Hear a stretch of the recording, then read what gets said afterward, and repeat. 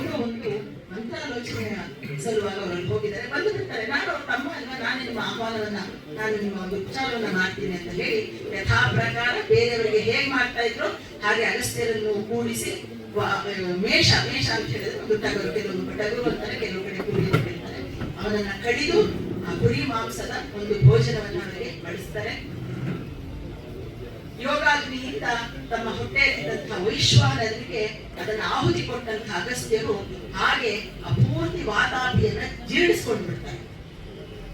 ಇವನು ನಿಷ್ಕ್ರಮಣಸ್ವ ಅಂತ ಹೇಳಿದ್ರೆ ನಗುತ್ತಾರೆ, ಗಹಗಹಿಸಿ ನಗುತ್ತಾರೆ ಅಗಸ್ತ್ಯರು.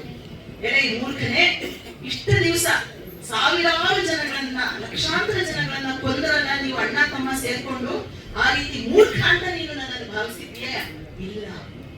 ಮಾ ಭ್ರಮಸ್ವ ಅಂತ ಹೇಳಿ ಅವನು ಆಚೆ ಬರುವಂತಹ ಎಲ್ಲ ಮಾರ್ಗಗಳನ್ನು ನಾನು ನನ್ನ ಹೊಟ್ಟೆಯಲ್ಲಿ ಅವನಿಗೆ ಬಂಧಿಸ್ಬಿಟ್ಟಿದ್ದೀನಿ, ಅವನು ಯಾವ ಕಾರಣಕ್ಕೂ ಆಚೆ ಬರೋದಿಲ್ಲ. ವಾತಾಪಿ ಜೀರ್ಣೋಭವ ಅಂತ ಹೇಳಿ ಆಗೋಗಿಲ್ಲ, ಇನ್ನು ಬರೋಕ್ ಸಾಧ್ಯ ಇಲ್ಲ. ಇನ್ನು ಉಳಿದಿರೋನು ನೀನು. ಯಾಕೆಂದ್ರೆ ಏನೂ ಅರಿಯದ ನಿಷ್ಪಾಪಿಗಳನ್ನ ಊಟಕ್ಕೆ ಆಹ್ವಾನಿಸಿ, ಅತಿಥಿಗಳನ್ನ ಈ ಒಂದು ಯಾತು ವಿದ್ಯೆಯಿಂದ, ಮಾರಣ ವಿದ್ಯೆಯಿಂದ ಅವರನ್ನ ಕೊಂದು ಅವರ ಸಂಪತ್ತುಗಳನ್ನೆಲ್ಲ ಲೂಟಿ ಮಾಡಿ ನೀವು ಇಲ್ಲಿ ನಿಮ್ಮ ಸಾಮ್ರಾಜ್ಯವನ್ನ ಸ್ಥಾಪನೆ ಮಾಡ್ಕೊಂಡಿದ್ದೀರಾ. ಹಾಗಾಗಿ ನನ್ನ ಶಾಪವನ್ನ ನೀನು ತೆಗೆದುಕೋ. ಇನ್ನು ಮುಂದೆ ವಾತಾಪಿನೂ ಇರಬಾರ್ದು, ಇಲ್ವಲ್ಲೂ ಇರಬಾರ್ದು. ನೀನು ಒಬ್ಬ ನಿಜವಾದ ನೈಜ ಕುರಿಯಾಗು, ನಿಜವಾದ ಕುರಿಯಾಗು. ಇಷ್ಟ ದಿನ ಕುರಿ ಮಾಡಿ ಎಲ್ಲರನ್ನು ಹಳ್ಳಿಗೆ ಬೀಳಿಸ್ತಾ ಇದ್ದೆ ಅಲ್ವಾ, ನಿಜವಾದ ಕುರಿ ಆಗ್ಬಿಡು ಅಂತ ಹೇಳಿ ಶಾಪ ಕೊಡ್ತಾರೆ. ಇಲ್ವಲ್ಲ, ಒಂದು ಕುರಿಯ ರೂಪವನ್ನ ತಾಳ್ಬಿಟ್ಟು ಅವರ ಹೆಂಡತಿ ಹತ್ರ, ರಾಣಿವಾಸ ಹತ್ರ ಓಡ್ ಹೋಗ್ತಾನೆ, ಮ್ಯಾ ಮ್ಯಾ ಮ್ಯಾ ಅಂದ್ಕೊಂಡು ಮಕ್ಕಳ ಹತ್ರ ಹೋಗ್ತಾನೆ. ಯಾರೂ ಗುರ್ತಿಸೋಲ್ಲ, ಅದಕ್ಕೆ ಗೊತ್ತು ಇಲ್ವಲ್ಲ ಕುರಿಯಾಗಿ ಬಂದಿದ್ದಾನೆ ಅಗಸ್ತ್ಯರ ಶಾಪದಿಂದ ಅಂತ ಹೇಳಿ. ಹಾಗೆ ದ್ವಾರದ ಹತ್ರ ಓಡ್ ಹೋಗ್ತಾನೆ, ದ್ವಾರಪಾಲಕ ಆದ್ರೂ ನನ್ನ ಗುರ್ತಿಸ್ತೇನೆ ಅಂತ ಹೇಳ್ಬಿಟ್ಟು ಅವ್ರಿಗೆ ಕೋಪ ಬಂದ್ಬಿಟ್ಟು ಎಲ್ಲಾರು ತಗೊಂಡೋಗೊಂದು ಇದರ ಹತ್ರ ಹುತ್ತದ ಹತ್ರ ಬಿಸಾಕ್ಬಿಡ್ರು ಅಂತ ಹೇಳ್ತಾರೆ. ಫಣಿಗಳು ಅಂದ್ರೆ ಹಾವುಗಳು ಆ ಕುರಿಯನ್ನ ಸುತ್ತಕೊಂಡು ಕೆಳಗಡೆ ಹೋಗಿ ಅವರ ಸಮಾಪ್ತಿ ಆಗೋಗುತ್ತೆ. ಹೀಗೆ ವಾತಾಪಿ ಇಲ್ವಲರು ಇಬ್ರು ನಾಶ ಆಗೋಗ್ತಾರೆ. ಇವರ ನಾಶ ಆದ ತಕ್ಷಣ ಆ ವಾತಾಪಿಪುರದವರು ಮತ್ತೆ ಅಕುಂತಲ ನಗರಿಯವರು ಬಹಳಷ್ಟು ಸಂತೋಷ ಪಡ್ತಾರೆ, ಓಡೋಡಿ ಬರ್ತಾರೆ. ಆ ಅಗಸ್ತ್ಯರ ಪಾದಕ್ಕೆ ಬಿದ್ದು, ಸ್ವಾಮಿ ನೀವೇ ನಮಗೆ ತಾರಕರು, ನೀವೇ ನಮ್ಮ ಉದ್ಧಾರಕರು, ಇಷ್ಟೆಲ್ಲ ಉದ್ಧಾರ ಮಾಡಿದಂತ ನೀವು ನಮ್ಗೆ ನಿಮ್ಮ ಇಬ್ಬರು ಗಂಡು ಮಕ್ಕಳಿದ್ದಾರಲ್ಲ ಅವರನ್ನ ಈ ರಾಜ್ಯಕ್ಕೆ ಅಧಿಪತಿಗಳನ್ನಾಗಿ ಮಾಡಿಸ್ತಾರೆ. ಅಲ್ಲಿಂದ ನಮ್ಮ ಕಥಾಭಾಗ ಶುರುವಾಗುತ್ತೆ. ನೋಡೋಣ ಅಗಸ್ತ್ಯರ ಉತ್ತರ ಏನಿರುತ್ತೆ ಅಂತ ಹೇಳಿ. ಹಲೋ,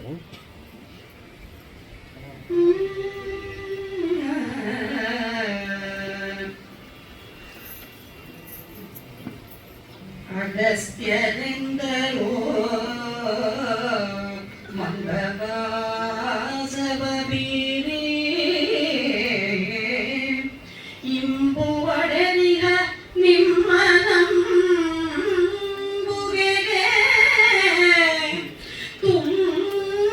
ತುಂಬಿದೆದೆಯಿಂದ ಬಾಗುವೆ ನಿಮಗೆ ಅಸಾಧ್ಯ ನಿಮ್ಮ ಹೇಳಿಕೆ. ಇದ್ಮವಾಹ ಮತ್ತೆ ದೃಢಾಯು ಬ್ರಹ್ಮ ಜಿಜ್ಞಾಸುಗಳು ಅಸಾಧ್ಯ ನಿಮ್ಮ ಹೇಳಿಕೆ. ಕ್ಷಾತ್ರ ಜೀವನ ಅವರ ಪಾತ್ರವಲ್ಲವೂ ಕುಂದಲಕ್ಕೆ ಭೂಷಣಬಹುದು ಕುಂದಲ ನಿಹನುಪತಿ. ಯೋಗ್ಯ ವ್ಯಕ್ತಿಯನಾಯ್ದು ಸುಖದಲ್ಲಿ ಬಾಡುವುದು.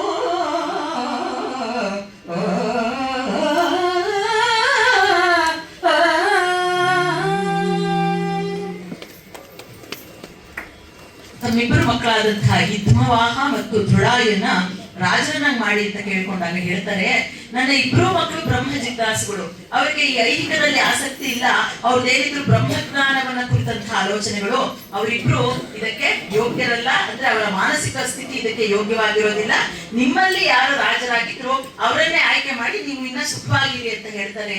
ಅಗಸ್ತ್ಯರ ಆ ಮಾತುಗಳನ್ನ ಕೇಳಿ ಅಂದ್ರೆ ಮಾತಂಗ ಕುಲಕ್ಕೆ ಸೇರಿದಂಥ ಅಥವಾ ಆ ಪ್ರಾಂತ್ಯಕ್ಕೆ ಸೇರಿದಂಥ ವಾತಾಪಿ ಅಂತಕ್ಕಂಥ ಒಬ್ಬನು, ಆ ವಾತನು ಅಂತಕ್ಕಂಥ ಅವೆಲ್ಲ ಪಂಗಡಗಳು. ನೇಟಿವ್ಸ್ ಅಂತ ನಾವೇನು ಹೇಳ್ತೀವಿ, ಸ್ಥಳೀಯರು, ಆ ಪಂಗಡಗಳು. ಯಾಕೆಂದ್ರೆ ಭೌಗೋಳಿಕ ಚಿತ್ರಣ ಬಹಳಷ್ಟು ಮುಖ್ಯ. ನಾವು ವಿನಾಯಕ ಕೃಷ್ಣ ಗೋಕಾಕರ ಕಾವ್ಯವನ್ನು ಅಧ್ಯಯನ ಮಾಡಬೇಕು ಅಂತಿದ್ರೆ ಆ ವಾತರಿಗೆ ಸ್ನೇಹಿ ಆಗಿರ್ತಾನೆ. ಆಪಿ ಅಂದ್ರೆ ಸ್ನೇಹಿತ ಅಂತ ಹೇಳಿ, ವಾತಾಪಿ ಅಂತ ಹೇಳಿದ್ರೆ ವಾತದ ಸ್ನೇಹಿತನಾದಂತಹ ಒಬ್ಬ ಮಾತಂಗಕನು ಆ ಕುಂತಲದ ನಾಡಿಗೆ ಬಂದು ಇಡೀ ಕುಂತಲರನ್ನ ಆಕ್ರಮಿಸಿಕೊಂಡು ತನ್ನದೇ ಆದಂತಹ ಒಂದು ಸಂಸ್ಕೃತಿಯನ್ನ ಅಲ್ಲಿ ಬಿಂಬಿಸ್ಬಿಡ್ತಾನೆ. ಬಹಳಷ್ಟು ಕ್ರೂರನಾದಂತಹ ರಾಜ ಅವನು. ತನ್ನ ಕ್ರೂರವಾದಂತಹ ಯೋಚನಾ ಲಹರಿಯಿಂದ, ತನ್ನ ಕ್ರೂರವಾದಂತಹ ಆಳ್ವಿಕೆಯಿಂದ, ಮತ್ತೆ ಅಷ್ಟೇ ಕ್ರೂರನಾದಂತಹ ತನ್ನ ತಮ್ಮನಾದಂತಹ ಇಲ್ವಲ ಅಂತಕ್ಕಂತಹ ಸಹಾಯದಿಂದ ತನ್ನ ಒಂದು ಕೆಟ್ಟ ಸಂಸ್ಕೃತಿಯನ್ನ ಅಲ್ಲೆಲ್ಲ ಹರಡ್ಬಿಟ್ಟಿರ್ತಾನೆ. ವಾತಾಪಿ ಪುರ ಅಂತ ಹೇಳಿ ತನ್ನದೇ ಆದಂತಹ ಒಂದು ಪುರವನ್ನ ಕಟ್ಟಿ ಆ ಸಂಸ್ಕೃತಿಯ ವಾತಾಪಿ ನಗರಗಳನ್ನ ಅನೇಕ ಕಡೆ ಅವನು ನಿರ್ಮಿಸಿ ಆ ಸಂಸ್ಕೃತಿಯನ್ನ ಪ್ರಚಾರಿಸ್ತಾ ಇರ್ತಾರೆ ವಾತಾಪಿ ಇಲ್ಲ. ಮತ್ತೆ ಅವ್ರು ಏನ್ ಮಾಡ್ತಾ ಇದ್ದಾರೆ ನಮ್ಮಲ್ಲಿ ಹೇಳ್ತಾರೆ, ಕವಿ ಹೇಳ್ತಾರೆ, ಯಾವುದು ವಿಧಾನ ಮಾರಣ ವಿದ್ಯೆ ಅಂತ ಹೇಳಿದ್ರೆ ನಾವೇನ್ ಬ್ಲಾಕ್ ಮ್ಯಾಜಿಕ್ ಅಂತ ಹೇಳ್ತೀವಿ, ಎಲ್ಲ ಈ ಅಭಿಚಾರ ಅಂತ ಹೇಳಿದ್ರೆ ಮಾಟ ಮಂತ್ರ, ಬ್ಲಾಕ್ ಮ್ಯಾಜಿಕ್, ವಾಮಾಚಾರ, ಈ ತರ ಸಮಾಜಕ್ಕೆ ದೋಷವನ್ನ ನೀಡುವಂತಹ, ಸಮಾಜಕ್ಕೆ ತೊಂದರೆಯನ್ನ ನೀಡ್ತಕ್ಕಂತಹ ವಿದ್ಯೆಗಳಲ್ಲಿ ಬಹಳಷ್ಟು ಪರಿಶ್ರಮವನ್ನ ಹೊಂದಿ ಆ ಇಬ್ಬರು ಸಹೋದರರು ತಮ್ಮ ಕೆಲಸ ಕಾರ್ಯಗಳನ್ನ ಮಾಡ್ತಾ ಇರ್ತಾರೆ. ಹೇಗೆ ಮಾಡ್ತಾ ಇರ್ತಾರೆ ಅಂತ ಹೇಳಿದ್ರೆ, ಅಲ್ಲಿ ಬರುವಂತಹ ಯಾತ್ರಿಕರನ್ನ ಈ ಅಣ್ಣ ತಮ್ಮಂದ್ರು ಊಟಕ್ಕೆ ಕರೆಯುವಂಥದ್ದು. ನಮ್ಮ ಆಹ್ವಾನವನ್ನು ಸ್ವೀಕರಿಸಿ ನಮ್ಮಲ್ಲಿ ಭೋಜನಕ್ಕೆ ತಾವು ಬನ್ನಿ ಅಂತ ಹೇಳುವಂಥದ್ದು. ಪರಕಾಯ ಪ್ರವೇಶದಲ್ಲಿ ನುರಿತಂಥ ಆ ವಾತಾಪಿ ಒಂದು ಕುರಿಯ ದೇಹದಲ್ಲಿ ಪ್ರವೇಶ ಮಾಡಿ ಅವನು ಆ ಒಳಗಡೆ ಸೇರ್ಕೊಂಡ್ಬಿಡುವಂಥದ್ದು. ಆ ಕುರಿಯನ್ನ ಕಡಿದು ಒಂದು ಹೆಡೆಗೆ ಒಂದು ದೊಡ್ಡ ಪಾತ್ರೆಯಲ್ಲಿ ಅದನ್ನ ಬೇಯಿಸಿ ಅದರಲ್ಲಿ ಅಡಿಗೆಯನ್ನ ಮಾಡಿ ಬಂದಂತಹ ಯಾತ್ರಾರ್ಥಿಗಳಿಗೆ ಊಟವನ್ನ ನಡೆಸುವಂಥದ್ದು. ಪಾಪ ದೂರದಿಂದ ಬಂದಂತಹ ಅತಿಥಿಗಳು ಅದನ್ನ ಉಂಟು ಸಂತೋಷವಾಗಿರ್ಬೇಕಾದ್ರೆ ಸ್ವಲ್ಪ ಹೊತ್ತಾದ್ಮೇಲೆ ಇವನು ತಮ್ಮ ಇಲ್ವಲ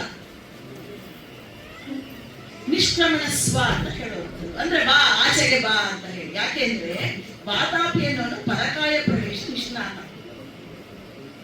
ಅವನೇನ್ ಮಾಡ್ತಾ ಇದ್ದ, ಆ ಅತಿಥಿಯ ಒಳಗಡೆ ಆ ಮಾಂಸದ ರೂಪದಲ್ಲಿದ್ದಂಥವನು ಆ ದೇಹವನ್ನ ಮೈಯನ್ನ ಒಡ್ಕೊಂಡು ಆಚೆ ಬರ್ತಾ ಇದ್ದ. ಯಾವಾಗ ಆ ಅತಿಥಿ ಸತ್ತೋದ್ನೋ ಅವನ ಹತ್ರ ಇದ್ದಂತಹ ಸರ್ವ ಸಂಪತ್ತು ಈ ವಾತಾಪಿ ನಗರದ್ದೇ ಆಗೋದು. ಹೀಗೆ ಎಲ್ಲರನ್ನ ಲೂಟಿ ಮಾಡಿಕೊಂಡು ಅಣ್ಣ ತಮ್ಮಂದ್ರು ತಮ್ಮದೇ ಆದಂತಹ ಕೆಟ್ಟ ಸಂಸ್ಕೃತಿಯನ್ನ ಬಿಂಬಿಸಿಕೊಂಡು ತುಂಬಾ ರಾಜಾರೋಷವಾಗಿದ್ದು ಇಂಥ ಒಂದು ಸ್ಥಳಕ್ಕೆ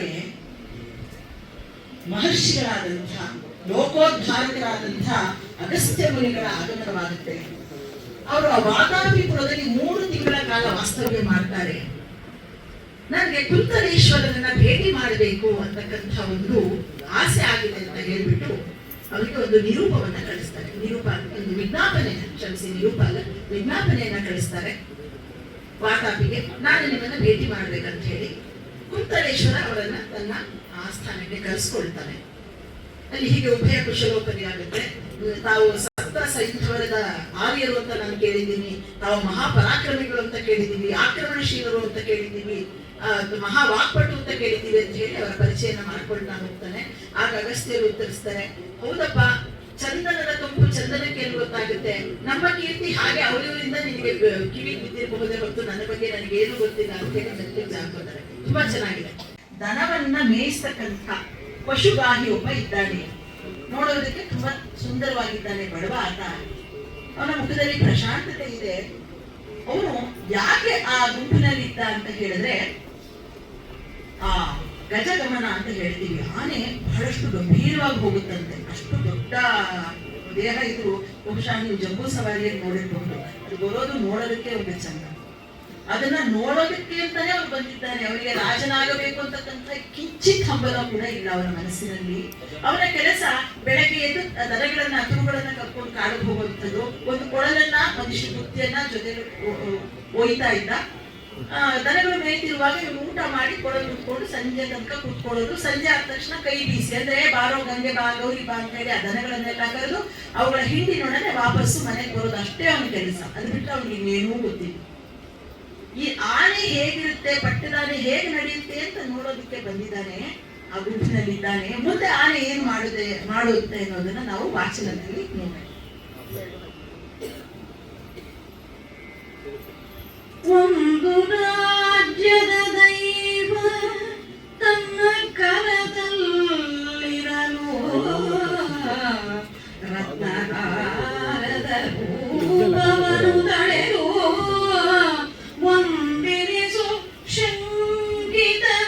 ಧೀರ ಅನಿಶ್ಚಿತವಿರದೆ ಗಜ ಗರ್ಭಾನ್ವಿತವಿರದೆ ಸಹಜ ಸುಂದರ ಗತಿಯ ಬೀಸು ಹೆಜ್ಜೆಗಳ ಹಿಡುವುದನ್ನು ಕಾಣಲು ಬಂದ ಜಯಂತ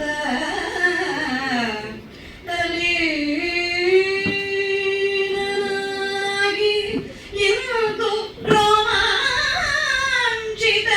ಎಲೆಯಿಕ್ಕದಲೇ ಪಟ್ಟದಾನೆಯ ಈಕ್ಷಿಸಿದೆ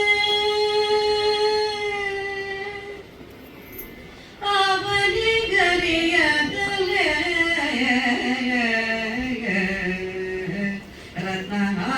ರತ್ನಹಾರವನು ಅವನ ಕೊರಳೊಡಿರಿಸಿತ್ತು ಆನೆ ಬಳಿಸಾರಲ ದೃಶ್ಯ ಮಾರುತನು ವಾರಿಧಿಯೋ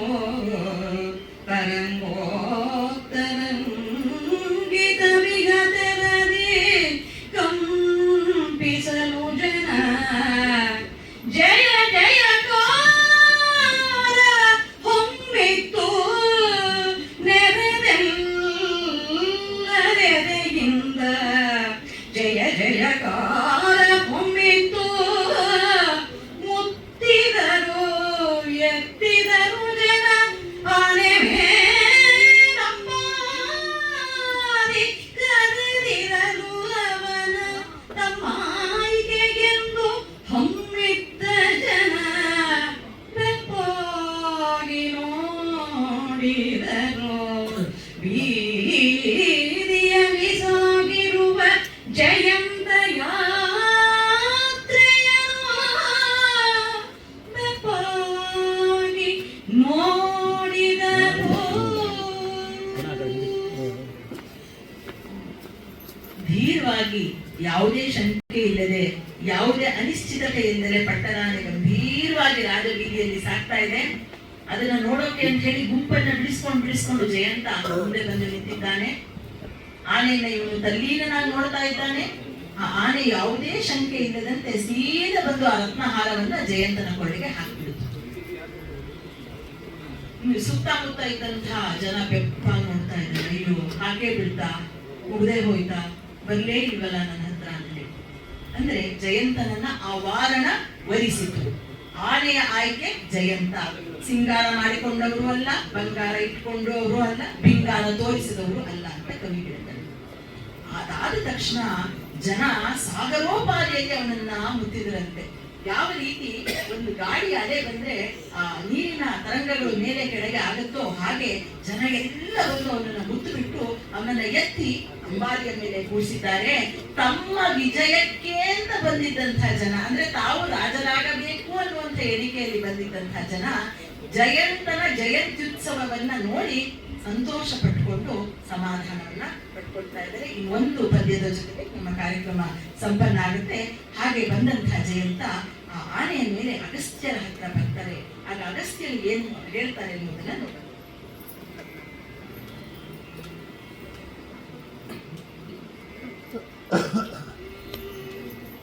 ನಿಷ್ಠೆಯಿದೆ ದುರಂಧರತೆ ಇಹುದು ನಿಷ್ಪಾಪಿತ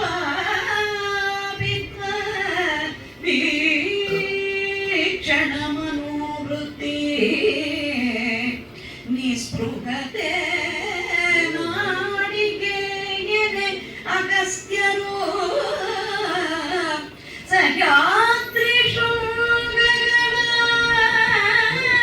ಮಾಗ್ಮಾಲೆಯುವ ಆಕಾಂಕ್ಷೆ ಯುದ್ಧ ನೃಪದಿಯ ಜನವು ಪಡೆದು ಬಂದಿರಬೇಕು. ಪೌರಜನ ಪ್ರಾರ್ಥನೆಯ ಮನ್ನಿಸುತ್ತ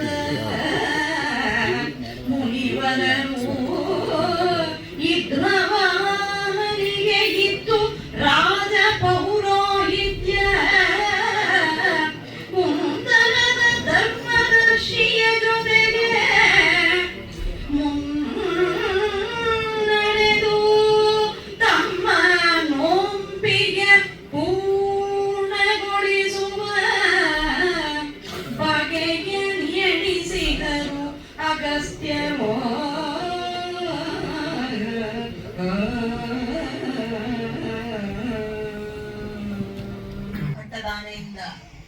ಅಂಬಾರಿಯ ಮೇಲೆ ಬಂದು ಅಗಸ್ತ್ಯರ ಬಳಿಗೆ ಬಂದು ಅಂಬಾರಿ ಹಿಡಿದು ಅವರ ಪಾದಗಳಿಗೆ ನಮಸ್ಕಾರ ಮಾಡ್ತಾರೆ. ಅವನ ಮುಖವನ್ನು ವೀಕ್ಷಿಸಿದಂತ ಅಗಸ್ತ್ಯರು ಹೇಳ್ತಾರೆ, ನಿನ್ನಲ್ಲಿ ನಿಷ್ಠೆ ಇದೆ, ನಿನ್ನಲ್ಲಿ ಧೀರತೆ ಇದೆ, ನೀನು ದುರಂಧರ. ಅಷ್ಟೇ ಅಲ್ಲ, ಇಡೀ ಸಹ್ಯಾದ್ರಿ ಪರ್ವತ ಶಿಖರಗಳನ್ನ ಸುತ್ತಿ ಅವನ್ನ ಗೆಲ್ಲುವಂತಹ ಧೀಶಕ್ತಿ ಇದೆ ನಿನಗೆ, ಆ ಶೌರ್ಯ ಇದೆ, ಆ ಒಂದು ಅದೃಷ್ಟವಿದೆ. ಇಂತಹ ಒಬ್ಬ ಮಹಾರಾಜನನ್ನ ಪಡೆಯೋದಕ್ಕೆ ಕುಂತಲದವರು ನಿಜವಾಗ್ಲೂ ಪುಣ್ಯ ಮಾಡಿರ್ಬೇಕು. ಯಾಕೆ ಅಂತ ಹೇಳಿದ್ರೆ, ಇಷ್ಟು ಹೊತ್ತು ಅವರು ವಾತಾಪಿ ಇಲ್ವಲರ ಬರ್ಬರರ ಆಳ್ವಿಕೆಯಿಂದ ನೊಂದಿದ್ದರು. ಅಂಥವರಿಗೆ ಇಂಥ ಧೀಶಕ್ತಿ ಇರ್ತಕ್ಕಂಥ ಕರುಣಾಳು ಮಹಾರಾಜ ಸಿಕ್ಕುವಂಥದ್ದು ನಿಮ್ಮ ಪೂರ್ವ ಜನ್ಮದ ಪುಣ್ಯ ವಿಶೇಷವೇ ಸರಿ ಅಂತ ಹೇಳಿ ಆತನಿಗೆ ಆಶೀರ್ವಾದವನ್ನ ಮಾಡ್ತಾರೆ. ಅಷ್ಟೇ ಅಲ್ಲದಲ್ಲೇ ತಮ್ಮ ದೊಡ್ಡ ಮಗನಾದಂತಹ ವಿದ್ವಾವಾಹನಿಗೆ ಆ ರಾಜ ಪೌರೋಹಿತ್ಯವನ್ನ ವಹಿಸಿಕೊಳ್ಳೋದಕ್ಕೆ ಆಜ್ಞೆ ಮಾಡ್ತಾರೆ. ಯಾಕೆಂದ್ರೆ ರಾಜ ಸಿಕ್ಕಾಯ್ತು, ರಾಜನಿಗೆ ಒಬ್ಬ ಸರಿಯಾದಂತಹ ಮಂತ್ರಿ, ಪುರೋಹಿತ ಇವೆಲ್ಲ ಬೇಕು. ಆಗ ಮಾತ್ರ ಉದ್ಧಾರ ಆಗೋದಕ್ಕೆ ಸಾಧ್ಯ. ಅದನ್ನ ಯೋಚನೆ ಮಾಡಿದಂತಹ ಅಗಸ್ತ್ಯರು, ಯಾಕಂದ್ರೆ ನಾವು ಯಾವತ್ತೂ ನೋಡಿದ ಹಾಗೆ ಅಗಸ್ತ್ಯರು ಲೋಕಕ್ಕೆ ಉಪಕಾರವನ್ನ ಮಾಡುವಂಥವ್ರು. ಅವರ ಪ್ರತಿಯೊಂದು ನಡೆನುಡಿಯಲ್ಲೂ ಯಾವುದಾದ್ರೂ ಒಂದು ಸಮಾಜ ಕಲ್ಯಾಣ ಹಾಗೆ ಆಗಿರುತ್ತೆ. ಹಾಗಾಗಿ ಇಂಥ ವಾಹನಿಗೆ ಅವರು ರಾಜಪೌರೋಹಿತ್ಯವನ್ನು ವಹಿಸಿಕೊಳ್ಳೋದಕ್ಕೆ ಹೇಳ್ಬಿಟ್ಟು ನಂತರ ತಮ್ಮ ಪಥದಲ್ಲಿ ಮುಂದುವರಿತಾರೆ. ನಿಜವಾಗ್ಲೂ ಹೇಳ್ಬೇಕಂದ್ರೆ ಭಾರತ ಸಿಂಧುರಶ್ಮಿ ಅಂತಕ್ಕಂಥದ್ದು ಒಂದು ಮಹಾಕಾವ್ಯ, ಪ್ರಪಂಚದ ಮಹಾಕಾವ್ಯಗಳ ಸರತಿಯಲ್ಲಿ ಮುಂದೆ ನಿಲ್ಲುವಂತಹ ಶ್ರೇಷ್ಠ ಕಾವ್ಯ. ಇದರ ಒಳದರ್ಶನಗಳು, ಆಂತರ್ಯಗಳು ಬಹಳಷ್ಟಿವೆ. ಆದ್ರೆ ನಮಗೆ ಕೊಟ್ಟಂತಹ ಕ್ಲುಪ್ತ ಅವಧಿಯಲ್ಲಿ ಇಷ್ಟು ಮಾತ್ರ ಕಥಾ ಭಾಗವನ್ನು ಮಾತ್ರ ವಿವರಿಸಲು ಸಾಧ್ಯವಾಗಿದೆ ಅಂತ ಹೇಳ್ತಾ, ಈ ಇಂಥ ಒಂದು ಮಹಾಕಾವ್ಯವನ್ನ ಓದುವುದಕ್ಕೆ, ವಾಚನ ವ್ಯಾಖ್ಯಾನ ಮಾಡುವುದಕ್ಕೆ ಅವಕಾಶ ಮಾಡಿಕೊಟ್ಟಂತ ಶ್ರೀರಂಜನಿ ಕಲಾವೇದಿಕೆಯ ಶ್ರೀಯುತ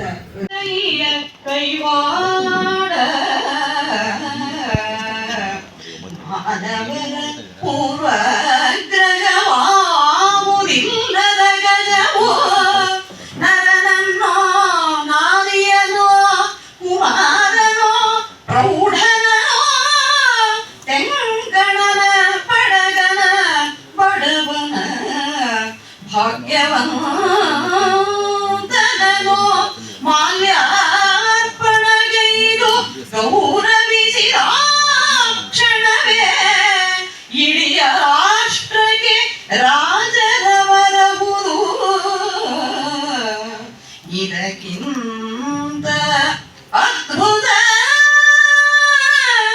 ರಮ್ಯತರ ದೃಶ್ಯ ದೊರೆಕೊಳ್ಳುವುದೇ ಜನಕ್ಕೆ.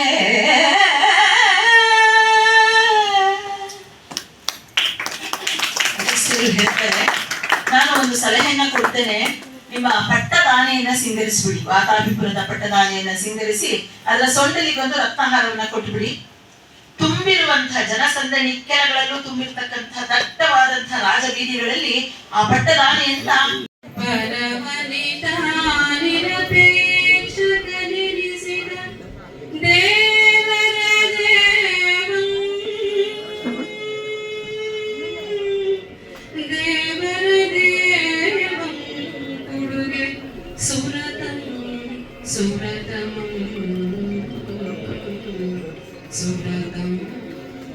ಸುರತಂ ಕೊಡುಗೆ ದೇವರ ದೇವ ದೇವರ ದೇವ ದೇವರ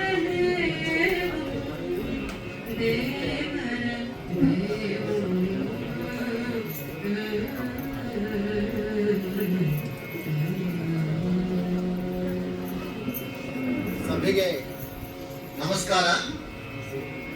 ನಮ್ಮ ಗಮಕ ಗುರುಳಾಗಿರ್ತಕ್ಕಂಥ ತುಮಕೂರು ಸುನಂದ ಅವರ ದಿವ್ಯವಾಗಿರ್ತಕ್ಕಂಥ ಆ ಚೈತನ್ಯವನ್ನ ನಾವು ಭಕ್ತಿಪೂರ್ವಕವಾಗಿ ನೆನಪು ಮಾಡಿಕೊಳ್ತಾ ನಮಸ್ಕರಿಸಿಕೊಳ್ತಾ, ಶ್ರೀರಂಜನಿ ಕಲಾವೇದಿಕೆ ಮಂಡ್ಯ ಜಿಲ್ಲಾ ಗಮಕರ ಪರಿಷತ್ತು ನಾಡಿನ ಶ್ರೇಷ್ಠ ಗಮಕಿಗಳನ್ನ ಒಂದೆಡೆ ಸೇರುವಂತೆ ಮಾಡಿ ಇನ್ನು ಮುಂದೆ ನಮ್ಮ ಈ ಗಮಕ ಕಾರ್ಯಕ್ರಮವನ್ನ ನೀಡೋದಕ್ಕೆ ಎಲ್ಲ ರೀತಿಯ ವ್ಯವಸ್ಥೆ ಮಾಡಿದ್ದಾರೆ. ಹಾಗಾಗಿ ಆ ತಂಡದ ಎಲ್ಲರಿಗೂ ವಿದ್ಯಾರ್ಥಿಗಳ ಒಂದು ವಿಶೇಷವಾದ ನಮನಗಳನ್ನು ಅಭಿಪ್ರಾಯ ಮಾಡ್ತಾ ಕಾವ್ಯ ಭಾಗಕ್ಕೆ ನಾವು ಪ್ರವೇಶವನ್ನು ಮಾಡ್ತಾ ಇದ್ದೀವಿ. 1225 ವರ್ಷಗಳ ಹಿಂದೆ ಚೆನ್ನ ಅಂತಕ್ಕಂಥ ಮಹಾಕವಿ ಬರೆದಿರ್ತಕ್ಕಂಥ ಶ್ರೇಷ್ಠವಾದ ಮತ್ತು ಇವತ್ತಿಗೂ ಕೂಡ ಯೋಚಿಸ್ತಕ್ಕಂತಹ, ಚಿಂತನೆ ಮಾಡ್ತಕ್ಕಂಥ ಯಶೋಧರ ಚರಿತ್ರೆಯ ಒಂದು ಭಾಗವನ್ನ, ಬಹಳ ಮುಖ್ಯವಾಗಿರ್ತಕ್ಕಂಥ ಭಾಗವನ್ನ ನಾವು ನಿಮ್ಮ ಜೊತೆಗೆ ಹಂಚಿಕೊಳ್ತಾ ಇದ್ದೀವಿ. ಉದ್ಘಾಟನಾ ಭಾಷಣದಲ್ಲಿ ಈಗಾಗಲೇ ಹೇಳಿದ್ರು, ಇಬ್ಬರು ಚಿಕ್ಕ ಮಕ್ಕಳನ್ನ ಮಾರಿದಂತ ಚೆಂಡಿಗೆ ಬಲಿಯನ್ನ ಕೊಡೋದಿಕ್ಕೆ ಹೋದ ಸಮಯದಲ್ಲಿ ಧರ್ಮದಿಂದ ನೀನು ರಾಜ್ಯವನ್ನ ಪಾಲನೆ ಮಾಡು ಅಂತ ಹೇಳಿದಾಗ ಅವರ ಧೈರ್ಯವನ್ನು ನಂಬಿರ್ತಕ್ಕಂಥ ನಿಲ್ಲಿಸಿದ ಆ ರಾಜ ಹೇಳ್ತಾನೆ, ನೀವು ಯಾರು ಅಂತ. ಆ ಒಂದು ಹಿನ್ನೆಲೆಯನ್ನ ಹೇಳ್ಕೊಂಡು ಬರ್ತಾರೆ. ಈ ಕಾವ್ಯದ ಬಹಳ ಮುಖ್ಯವಾಗಿರ್ತಕ್ಕಂಥ ಚಿಂತನೆ ಏನಪ್ಪಾ ಅಂದ್ರೆ